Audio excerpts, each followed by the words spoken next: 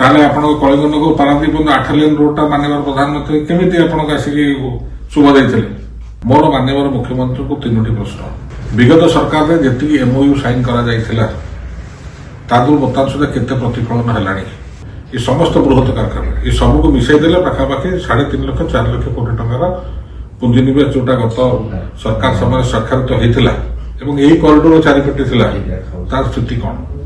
भुवनेश्वर कटक पुरी पारादीप अंचल को लेकिन जो विकास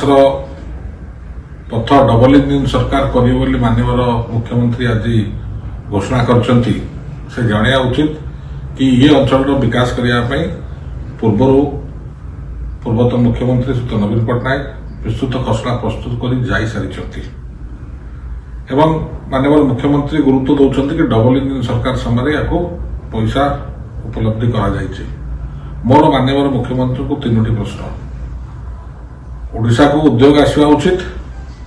एवं ओडिशा प्रगति हवा उचित ओडिशार आर्थिक संबल बढ़िया उचित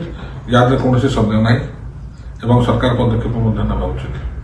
किंतु मुख्यतः 3टी प्रश्न जोटा हूँ विगत सरकार में जी एमओयू साइन करा बर्तमान सुधा केते प्रतिफलन है जो अंचल विकास करने से कहते सी अंचल 3टा प्रमुख जुगान्तकारी पदक्षेप विगत सरकार नहीं किंतु सेटा आज आखि को देखा जाऊ नहीं सेटा हूँ जेएसडब्ल्यू आपण ईवी बा इलेक्ट्रिक व्हीकल मैन्युफैक्चरिंग यूनिट तार खोज खबर नहीं से महाराष्ट्र को पलि सारे सर्वबृहत्तम प्रकल्प जोटा ओडिशा आसूला आर्सेल मित्तल स्टील प्लांट जोटा कि पारादीप हवा कथा जहाँ प्रथम पर्याय 6-1 नोटिफिकेशन जमी अतिक्रमण होता तार स्थिति आज कौन से ओडिशा अच्छा ना आंध्रा जा सारे एवं तृतीय जोटा कथा हूँ से जगतसिंहपुर अंचल आपण पारादीप अंचल जो विभिन्न जेएसडब्ल्यू स्टील प्लांट हूँ कि आपण चौद्वार ठारे आपण स्पिनिंग प्लांट हो बा आपण वारी जोटा ढेकाण नेवलपुर पाखे आपण जो सोलर पैनल तैयारी करने कारखाना हो ये समस्त बृहत कारखाना ये सबको मिसाईदे पाखापाखि 3.5 लाख 4 लाख कोटी टंकार पुंजीनिवेश जोटा गत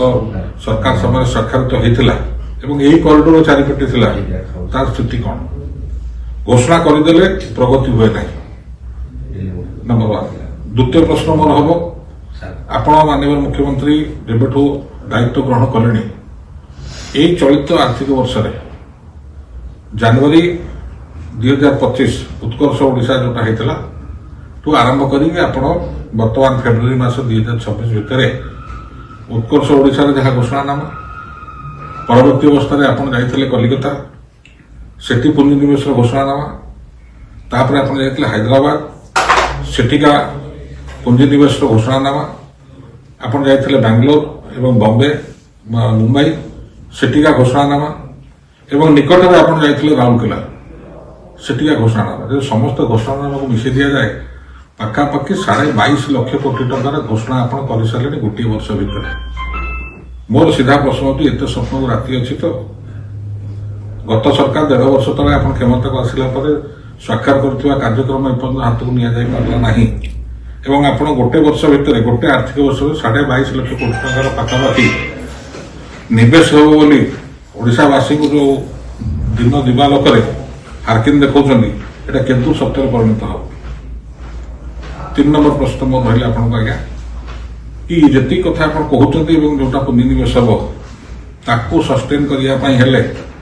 आमर जो आनुषंगिक व्यवस्था दरकार आईन श्रृंखला हो स्वास्थ्य हो विद्युतकरण हो कि आपणकर आनुषंगिक आपण कमर्शियल एक्टिविटी हो ये सब विषय सरकार नजर रखिछन तो एमएसएमई जो सर्वाधिक चाकरी मिल तार या प्रभावटा कौन पड़ो एवं या सरकार किसी खसड़ा प्रस्तुत अच्छी कि ना खाली नीति आयोग वाला नीति निर्धारण करदे केंद्र सरकार किसी पैसा देला मैचिंग शेयर ओडिशा सरकार देले याद प्रगति हो कि तो ये 3टी प्रश्न आगामी दिन में माननीय मुख्यमंत्री निश्चित भाव में प्रश्न उत्तर रखिए सरकार आम जानू कि एभली कार्यक्रम हम गणमाध्यम स्वर उत्तोलन करा डबल इंजिन सरकार को माननीय प्रधानमंत्री को धन्यवाद दिया किंतु क्षेत्र में परिणत हला बेलू बहुत देरी हो सरकार बदलिଛି ଭିଜନ ମଧ୍ୟ ବଦଳିଛି ଏବଂ এই ଚାରୋଟି ଜିଲ୍ଲାକୁ ନେଇକି ଗୋଟେ ବିକାଶର କରିଡର କରିବାକୁ ସରକାର ଚାହୁଁଛି। ଆଜ୍ଞା ମୁଁ କହିବା କଥା ବିକାଶର କରିଡୋର ଅଲରେଡି ତିଆରି ହେବା ଆରମ୍ଭ ହେଇଛି, ପରିକଳ୍ପନା ଆଗରୁ ହେଇସାରିଛି। ଯଦି ଏ ପରିକଳ୍ପନା ଆଗରୁ ହେଇନଥାନ୍ତା ତାହେଲେ ଆପଣଙ୍କ କଳିଙ୍ଗନଗର ପାରାଦୀପ 8 ଲେନ୍ ରୋଡଟା ମାନ୍ୟବର ପ୍ରଧାନମନ୍ତ୍ରୀ କେମିତି ଆପଣଙ୍କୁ ଆସିକି ଶୁଭ ଦେଇଥିଲେ? 8 ଲେନ୍ ରୋଡଟା କରାଯାଏ କଣ ସର୍ଭିସ ପାଇଁ ନା ଟ୍ରାଫିକ ପାଇଁ? ଶିଳ୍ପାଞ୍ଚଳର ବୃଦ୍ଧି ପାଇଁ କରାଯାଏ। ସେ କସରତ ଆଗରୁ ପ୍ରସ୍ତୁତ ହେଇସାରିଛି। ଆପଣଙ୍କର ପୁରୀ ଏୟାରପୋର୍ଟ ଯୋଉଟା କରାଯାଉଥିଲା ଇଣ୍ଟରନ୍ୟାସନାଲ ଏୟାରପୋର୍ଟ ସେଟା ଆଜି ସ୍ଥଗିତ। ଇଏ ଯୋଉ ପୁଞ୍ଜିନିବେଶ କରୁଛନ୍ତି ଆସିବ ରପ୍ତାନୀ ହେବ କୋଉ ବାଟେ? ଆପଣଙ୍କର ପାରାଦୀପ ମାନେ ଆପଣଙ୍କର ପୁରୀ ଉଡାଜାହାଜ ପଡିଆ ମାନେ ତାର କୌଣସି ଖୋଜ ଖବର ନାହିଁ। ଆପଣ ଇଏ କରିଡର ତିଆରି କରୁଛନ୍ତି ଯୋଉଟା କହୁଛନ୍ତି ଆପଣଙ୍କ ଭିଜନ, ଏଟା ଆପଣଙ୍କ ଭିଜନ ନୁହେଁ। ଏ ଭିଜନ ଆଗରୁ ତିଆରି କରାଯାଇଛି, ସରକାର ଯେ କଣ୍ଟିନ୍ୟୁଅସ୍ ପ୍ରୋସେସ। ଆପଣ ତାପରେ ମଡାଣ ଦଉଛନ୍ତି। ମୋର ଏଠି କହିବାର ହଉଛି ମଡାଣ ସବୁ ସରକାର ଦେବା ଉଚିତ, କାହିଁ ଅର୍ଥନୈତିକ ଜିନିଷଟା ଧାରାବାହିକ ହେବା ଉଚିତ। କିନ୍ତୁ ଆପଣ ଯୋଉଟା କରାଯାଇଛି ତାକୁ ଆପଣ ହାତକୁ ନ ନେଇ କାର୍ଯ୍ୟ ସମ୍ପନ୍ନ ନ କରି ଆଉ ଅଧିକା କେବଳ ଇନଫ୍ରାଷ୍ଟ୍ରକ୍ଚର ତିଆରି କରିଦେଲେ ତା ଦେହରେ ଯିଏ ଲୋକ ଆସିବେ ରହିବେ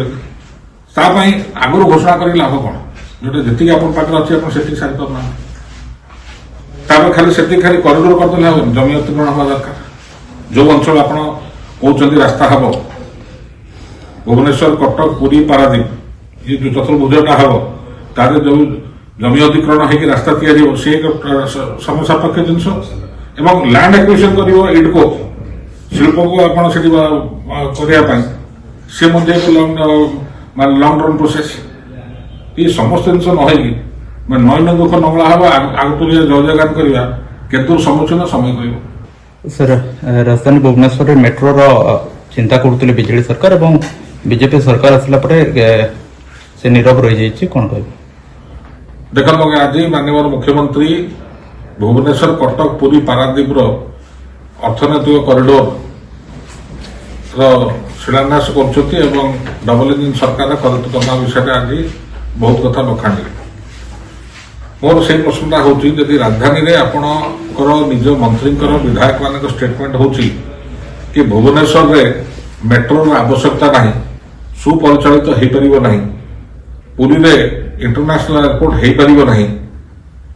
जो आपण मंत्री आपण विधायक मैंने कहते से जगार आपण ये जो विस्तृत करिडोर कर भाव में